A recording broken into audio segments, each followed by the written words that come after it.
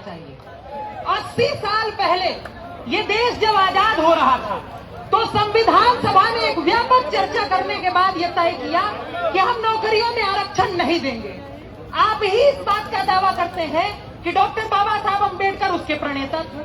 तो जिस डॉक्टर बाबा साहब अम्बेडकर ने खुद ही उस कंसेप्ट को नहीं माना, उसके बाद आप इस देश में व्यवस्था आरक्षण की कर देते हैं। फिर इसी देश का सुप्रीम कोर्ट 1951 में चंपकन दुराई राजन केस में कहता है आरक्षण समानता के मौलिक अधिकार का उल्लंघन है।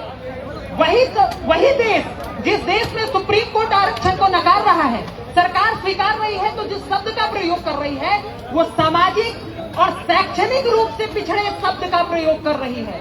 वो कालांतर में 80 साल बाद आते आते जातिगत आरक्षण कैसे बन जाता है? ये बड़ा सवाल है। इस सवाल के ऊपर बात वही सुप्रीम कोर्ट जो कहता है जाति के आधार पर मिलने वाला आरक्षण अमान्य है, वही 2024 में कहता है आर्थिक रूप से मिलने वाला आरक्षण मान्य है।